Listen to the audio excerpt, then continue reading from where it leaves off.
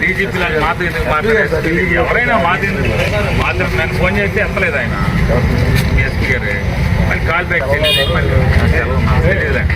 DSP గారు పొద్దున్న చేస్తే సార్ క్లాష్ కాదు, మరి ఏమన్నా ప్రోగ్రామ్స్ 4ంటికి చేసుకుంటారా?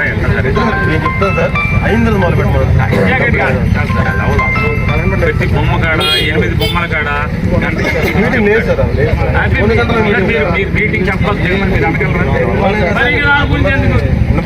ఆ ఉద్దేశం ఏంటంటే అది పని చేయడం చేత కాదు, కానీ ఈ ప్రోగ్రాం చెడగొట్టాలని చెప్తే వేరే ఏముండదు. ఏమన్నా అతని క్లాష్ ఎందుకు అబ్జెక్షన్ చేస్తాడు? మీరు ఉంటారు బాబు ఎట్లా అవుతే అలరైపోతాను ముందు లేదని చెప్పారు కదా మీరు. అంటే ఏది ఆయన రేవతి నుంచి వలందపాలెం చేరుకున్న తర్వాత మీరు బయలుదేరండి.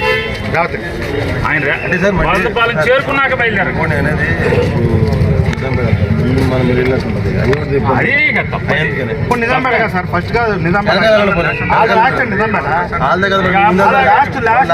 అవును, ఈ లోపు ఇటేపు నుంచి రాజుపేట కాళేకనపేట వెళ్తాడు, శివగంగా వెళ్తాడు. యేసుబాబు గారు ఏంటంటే ఇప్పుడు అమ్మేద్ది అని చెప్పని మీరు రూల్ పెట్టడం తప్పులేదు. ఎందుకంటే ప్రభుత్వం ముందు వెయ్యాలి, ప్రభుత్వం గౌరవించిన తర్వాత మీరు రండి. ప్రభుత్వ కార్యక్రమం కాదు సార్, ప్రైవేట్ కార్యక్రమం. కోరుకొని ఎట్లా ఉందంటే కొలరాంతా పెళ్లికి వచ్చి అక్షంతలు వేసే వరకు వైసీపీ వాళ్ళు వచ్చి అక్షంతలు వేయకూడదంటే అట్లా ఇది ఎక్కడ కుదురుతుందండి?